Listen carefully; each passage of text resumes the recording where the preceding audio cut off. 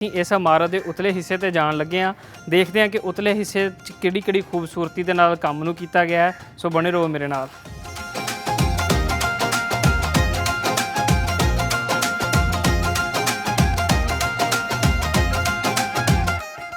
हाँ जी दर्शकों, आपां इस समय इमारत के उतले हिस्से ते मौजूद हाँ, जिथे वो खूबसूरत चार बुरज चारे डायरैक्शन दे विच चारा कोनियां दे उत्ते खूबसूरत बुरज बने हुए हैं, जिहड़े कि तुसीं देख सकते हो।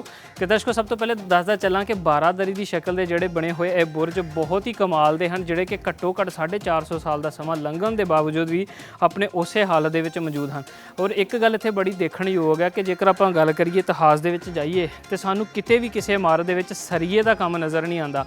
अज असीं ਜਦੋਂ भी इमारत बनाने ਉਹਨੂੰ ਖੜਾ ਕਰਨੇ तो आप सरीए की वरतों करने, पर ये अंदर सरीए की वरतों नहीं की गई। उस इट नूं कट के इस तरह कटिया गया कि ये जोड़े है ये जोड़े पिलर ने बनाए गए हैं कि किन्ने कमाल दे हैं। चारे पासे के पिलर देखिए तो इक्को ही मोटाई सेम सिमिट्री दे विच, जिथे एक पिलर मौजूद है दूसरी डायरैक्शन वाला बिल्कुल वो सामने मौजूद है।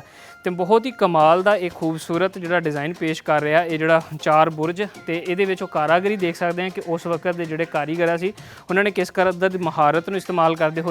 और थले देखिए तो छोटी नानकशाही इट ही यूज़ की गई है। उस इट नूं किते किते तराशिया गया, उसकी गोल बनतर बनाने वास्ते किते किते उन्होंने नुकीला छड्डिया गया। जेकर आप ऐसे हिस्से ते देखिए तो जोड़ा कि फ्रैस्को पेंटिंग का काम उस समय का जोड़ा कि बहुत ही कमाल का जोड़ा यूज़ हुंदा सी, वो भी ये उत्ते सानू नज़र आता है। किते किते इमारत दे विच देखा जाए तो सानू उहदे नक्श नज़र आते हैं। और दर्शकों एक गल तुहानूं होर दसदा चलां कि जिहड़ी ये इमारत है, जिहड़ी आपां देखदे हां कि किले की इमारत हो जाए या ये जोड़े बाग की इमारत हो जाए, मकबरे की इमारत हो जाए, जिहड़ी हिस्सा माहौल के डायरैक्ट कॉन्टैक्ट दे विच हुंदा उहदे उत्ते माहौल ज़्यादा असर करता है, जिहदे करके उहदे खराब तो डैमेज होने के चांसेस ज़्यादा होंदे ने। पर देखो 450 साल का समा लंघण के बावजूद भी ये जोड़े उतले हिस्से तो मौजूद फ्रैस्को पेंटिंग तो वो जोड़ा नक्शकारी का काम है वो सानू फिर भी नज़र आता है। किते किते आसार वो देखने को मिलते हैं कि उन्होंने खूबसूरत पत्तियां बनाने की कोशिश की, किते इंसानी चित्र बनाने की कोशिश की। और एक गल तुहानूं दसदा चलना कि जिवें कि असीं बाग के अंदर मौजूद हाँ, सो बाग आपां देखते हैं कि सारे पासे दरख्त मौजूद हैं, पर इस इमारत के उत्ते भी उस बाग नूं दिखाउण वास्ते इहदे उत्ते बाग के नक्श कढ़े गए। हर एक हिस्से दे विच छोटी छोटी इट के उत्ते डिटेल दे विच काम किया गया। हुण मैं जो तुहानूं लैके आवां कि देखो किन्नी खूबसूरत मोटाई दे विच ये जिहड़ियां साइड वालियां जिहड़ियां वाल्स है वो बनाई गई।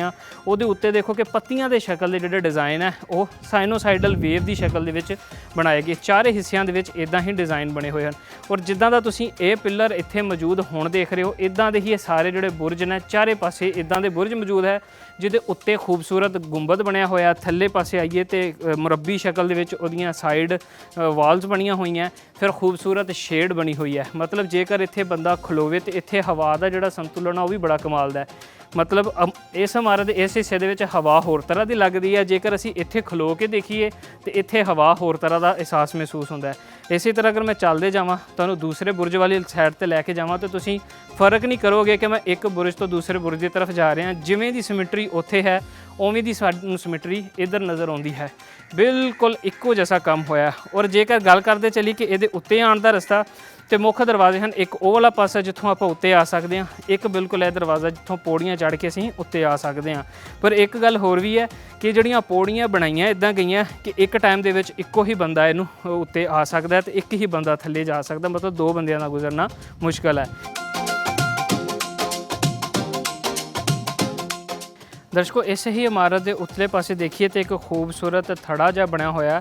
असीं कह सकते हैं कि इस थड़े की वरतों इत्थे बहण वास्ते हुंदी सी। मैं तुहानूं इहदी एक मुशाबत होर भी दसदा कि जिवें कि आपां मुगल अंपायर की गल करते हैं तो मकबरा नूर जहाँ देखा सी उहदे उत्तले जिहड़ी असीं उत्तले पासे जिहड़ी इमारत देखी सी उत्थे भी सानूं सेम इदां दे ही स्ट्रक्चर नज़र आया सी।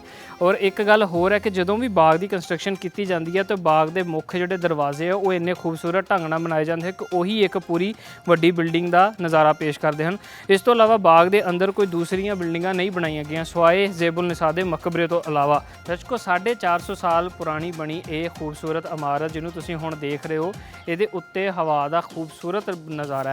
वो तो एक गल होर मैं तुहानूं दसदा चलां कि ये जिहड़ी इमारत है उस समय जो बनी सी तो यह दूजियां जिहड़ियां इमारतां उहदे नालों काफ़ी उच्ची सी। पर एक गल होर जिहड़ियां अज तुसीं पिछे इमारतां देख रहे हो ये बिल्कुल इन्हां च कोई भी इमारत नहीं सी, क्योंकि जिहड़ा ये बाग सी ये लाहौर तो तकरीबन 5-6 किलोमीटर बाहर बनाया गया। जिहड़ा लाहौर का अंदरून शहर सी उहदे तो बाहर ये बाग बनाया गया। ਸੋ ਉਸ ਵਕਤ ਇਹ ਇਮਾਰਤਾਂ ਨਹੀਂ ਸਨ, ਪਰ ਅੱਜ ਦੇਖਿਆ ਜਾਏ ਤੇ ਇਹ ਜਿਹੜੀ ਇਮਾਰਤ ਹੈ ਸਾਰਿਆਂ ਤੋਂ ਨੀਵੀਂ ਨਜ਼ਰ ਆਉਂਦੀ ਹੈ, ਕਿਉਂਕਿ ਬਹੁਤ ਸਾਰੀਆਂ ਇਮਾਰਤਾਂ ਡਿਵੈਲਪ ਹੋਣ ਦੇ ਨਾਲ ਇਹ ਛੁਪੀ ਹੋਈ ਹੈ, ਜਿਹੜੀ ਕਿ ਬਾਹਰ ਲੋਕਾਂ ਨੂੰ ਨਜ਼ਰ ਵੀ ਨਹੀਂ ਆਉਂਦੀ ਕਿ ਇੱਥੇ ਕੋਈ ਇਹੋ ਜਿਹਾ ਦਰਵਾਜ਼ਾ ਮੌਜੂਦ ਹੈ। ਜਦੋਂ ਵੀ ਆਪਾਂ ਗੱਲ ਕਰਦੇ ਹਾਂ ਸਾਡੇ ਜ਼ਿਹਨ ਦੇ ਵਿੱਚ ਇੱਕੋ ਹੀ ਚਬੁਰਜੀ ਦਰਵਾਜ਼ਾ ਆਉਂਦਾ ਜਿਹੜਾ ਕਿ ਲਾਹੌਰ ਦੇ ਵਿੱਚ ਅਸੀਂ ਦੇਖਦੇ ਹਾਂ, ਜਿਹੜਾ ਕਿ ਸਾਰੇ ਤੁਸੀਂ ਵਾਕਿਫ ਹੋ। ਪਰ ਇਸ ਚਬੁਰਜੀ ਜਿਹੜੀ ਛੋਟੀ ਚਬੁਰਜੀ ਆਖਿਆ ਜਾਂਦਾ ਇਹਦੇ ਨਾਂ ਨਾਲ ਕੋਈ ਵੀ ਵਾਕਿਫ ਨਹੀਂ। ਉਹਦੀ ਵਜ੍ਹਾ ਵੀ ਇਹ ਹੈ ਕਿ ਲਾਗੇ ਜਿਹੜੀਆਂ ਇਮਾਰਤਾਂ ਉਹ ਇੰਨੀਆਂ ਉੱਚੀਆਂ ਕਿ ਉਹਨਾਂ ਦੇ ਵਿੱਚ ਇਹ ਇਮਾਰਤ ਨਜ਼ਰ ਨਹੀਂ ਆਉਂਦੀ।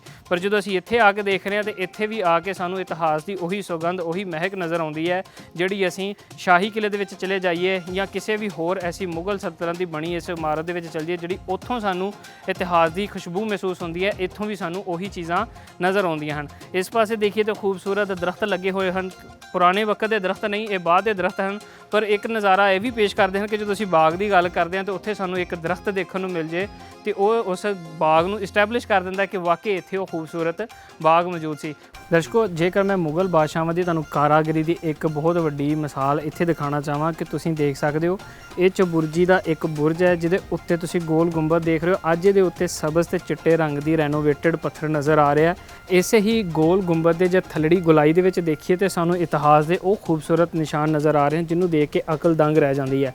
ਤੁਸੀਂ ਦੇਖੋ ਇੱਥੇ ਜਿਹੜੇ ਪੱਥਰ ਦੇ ਅੰਦਰ ਨਕਸ਼ੇ ਬਣਾਏ ਗਏ ਹਨ ਔਰ ਪੱਥਰ ਦੇ ਅੰਦਰ ਘੜ ਕੇ ਬਣਾਏ ਗਏ ਹਨ। ਹਾਲਾਂਕਿ ਬੰਦਾ ਜੇ ਦੂਰੋਂ ਦੇਖੇ ਤੇ ਇਮਾਰਤ ਦਾ ਇਹ ਹੁਸਨ ਤੇ ਨਜ਼ਰ ਹੀ ਨਹੀਂ ਆਉਂਦਾ, ਪਰ ਜੇਕਰ ਅਸੀਂ ਇਹਦੇ ਕੋਲ ਆਈਏ ਤੇ ਇਸ ਇਮਾਰਤ ਨੂੰ ਦੇਖਣ ਦੀ ਕੋਸ਼ਿਸ਼ ਕਰੀਏ, ਇਹਦੇ ਹੁਸਨ ਨੂੰ ਮਾਪਣ ਦੀ ਕੋਸ਼ਿਸ਼ ਕਰੀਏ ਤੇ ਇਹਦੇ ਵਿੱਚ ਉਹ ਖੂਬਸੂਰਤ ਚਿੱਤਰ ਨਜ਼ਰ ਆਉਣਗੇ ਜਿਹਦੇ ਵਿੱਚ ਮੁਗਲ ਬਾਦਸ਼ਾਹਾਂ ਨੇ ਅਖੀਰ ਕੀਤੀ ਹੈ।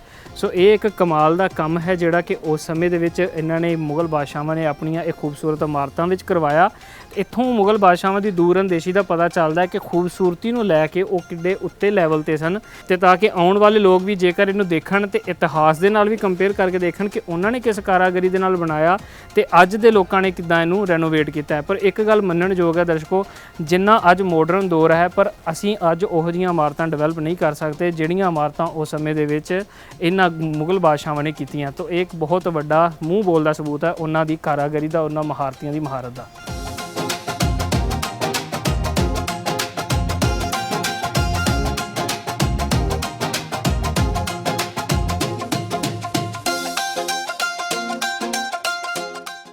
ਦਰਸ਼ਕੋ, ਆਪਾਂ ਜੇਕਰ ਗੱਲ ਕਰਦੇ ਚੱਲੀਏ ਮੁਗਲ ਬਾਦਸ਼ਾਹਾਂ ਦੀ ਦੂਰਅੰਦੇਸ਼ੀ ਦੀ ਤੇ ਉਸ ਸਮੇਂ ਦੇ ਜਿਹੜੇ ਕਾਰੀਗਰਾਂ ਦੀ, ਤੇ ਇੱਕ ਤੁਹਾਨੂੰ ਹੋਰ ਵੱਡੀ ਮਿਸਾਲ ਦਿਖਾਵਾਂਗਾ ਕਿ ਅੱਜ ਜਦੋਂ ਆਪਾਂ ਘਰ ਬਣਾਉਂਦੇ ਹਾਂ ਤੇ ਸਾਡੇ ਘਰ ਮਸਾਂ ਹੀ 20 ਸਾਲ 30 ਸਾਲ ਜਾਂ 40 ਸਾਲ ਤੱਕ ਕੱਢਦੇ ਹਨ, ਪਰ ਜਿਹੜੀਆਂ ਉਹਨਾਂ ਨੇ ਇਮਾਰਤਾਂ ਬਣਾਈਆਂ ਉਹ ਇਮਾਰਤਾਂ 400 500 ਸਾਲ ਵੀ ਹੋ ਗਿਆ ਇੱਥੇ ਮੌਜੂਦ ਹਨ ਆਪਣੇ ਉਸੇ ਸ਼ਕਲ ਦੇ ਵਿੱਚ।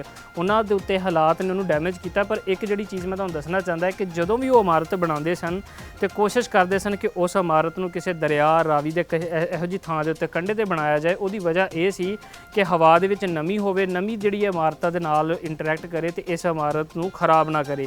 ਤੇ ਅਸੀਂ ਦੇਖਦੇ ਹਾਂ ਕਿ ਜਿੰਨੀ ਦੇਰ ਤੱਕ ਸਾਡਾ ਰਾਵੀ ਦਰਿਆ ਇਹਨਾਂ ਇਮਾਰਤਾਂ ਦੇ ਨੇੜੇ ਬਹਿੰਦਾ ਰਿਹਾ, ਉਨੀ ਦੇਰ ਤੱਕ ਇਹਨਾਂ ਇਮਾਰਤਾਂ ਦਾ ਜੋਬਨ ਹੁਸਨ ਉੱਦਾਂ ਹੀ ਬਰਕਰਾਰ ਰਿਹਾ। ਤੇ ਜਿਵੇਂ ਜਿਵੇਂ ਆਬਾਦੀ ਵਧੀ, ਆਬਾਦੀ ਵਧਣ ਦੇ ਨਾਲ ਚੇਂਜਿੰਗ ਆਈਆਂ ਤੇ ਜਿਹੜਾ ਦਰਿਆ ਨੇ ਵੀ ਆਪਣਾ ਰੁੱਖ ਬਦਲਿਆ, ਇਹ ਤੋਂ ਦੂਰ ਗਿਆ, ਉਵੇਂ ਹੀ ਇਹ ਇਮਾਰਤਾਂ ਨੇ ਵੀ ਡੈਮੇਜ ਹੋਣਾ ਸ਼ੁਰੂ ਕਰ ਦਿੱਤਾ। ਸੋ ਕੁੱਲ ਇਮਾਰਤ ਬੇਸ ਇਮਾਰਤ ਉਹੀ ਹੈ, ਪਰ ਇਹਦੇ ਉੱਤੇ ਜੇ ਬਾਹਰਲੇ ਪਾਸਿਓਂ ਦੇਖੀਏ ਜਾਂ ਉਤਲੇ ਪਾਸੇ ਦੇਖੀਏ ਤੇ ਇਮਾਰਤ ਡੈਮੇਜ ਹੋਈ ਹੈ। ਉਹਦਾ ਮੌਸਮੀ ਤਬਦੀਲੀ, ਉਹ ਵੱਡੀ ਵਜ੍ਹਾ ਇਹ ਹੈ ਕਿ ਇਹਦੇ ਕੋਲੋਂ ਪਾਣੀ ਦਾ ਦੂਰ ਹੋਣਾ, ਕਿਉਂਕਿ ਪਾਣੀ ਨੇੜੇ ਸੀ, ਨਮੀ ਰਹਿੰਦੀ ਸੀ ਤੇ ਉਹ ਨਮੀ ਇੰਟਰੈਕਟ ਕਰਦੀ ਸੀ ਇਸ ਇਮਾਰਤ ਦੇ ਨਾਲ ਤੇ ਇਸ ਇਮਾਰਤ ਨੂੰ ਖਰਾਬ ਨਹੀਂ ਹੋਣ ਦਿੰਦੀ ਸੀ। ਸੋ ਕਿੱਡੀ ਵੱਡੀ ਮਹਾਰਤ ਹੈ, ਕਿਉਂਕਿ ਇਹਦੇ ਅੰਦਰ ਜਿਹੜਾ ਮਟੀਰੀਅਲ ਯੂਜ਼ ਕੀਤਾ ਸੀ ਉਹ ਮਟੀਰੀਅਲ ਹੀ ਇੱਦਾਂ ਸੀ ਕਿ ਹਵਾ ਦੇ ਵਿੱਚ ਨਮੀ ਨੂੰ ਸੋਕ ਕਰਦਾ ਸੀ ਤੇ ਆਪਣੀ ਮਜ਼ਬੂਤੀ ਨੂੰ ਹੋਰ ਵਧਾਉਂਦਾ ਸੀ। ਪਰ ਜਿਵੇਂ ਜਿਵੇਂ ਹੁਣ ਪਾਣੀ ਦੂਰ ਹੁੰਦਾ ਗਿਆ ਉਵੇਂ ਇਸ ਇਮਾਰਤ ਨੂੰ ਵੀ ਨੁਕਸਾਨ ਪਹੁੰਚਣਾ ਸ਼ੁਰੂ ਹੋਇਆ। ਇਹ ਇੱਕ ਬਹੁਤ ਵੱਡੀ ਗੱਲ ਹੈ ਜਿਹੜਾ ਕਿ ਉਸ ਟਾਈਮ ਦੇ ਮਹਾਰਤੀਆਂ ਨੇ ਇਮਾਰਤ ਦੀ ਕੰਸਟਰਕਸ਼ਨ ਦੇ ਵਿੱਚ ਇਸਤੇਮਾਲ ਕੀਤੀ।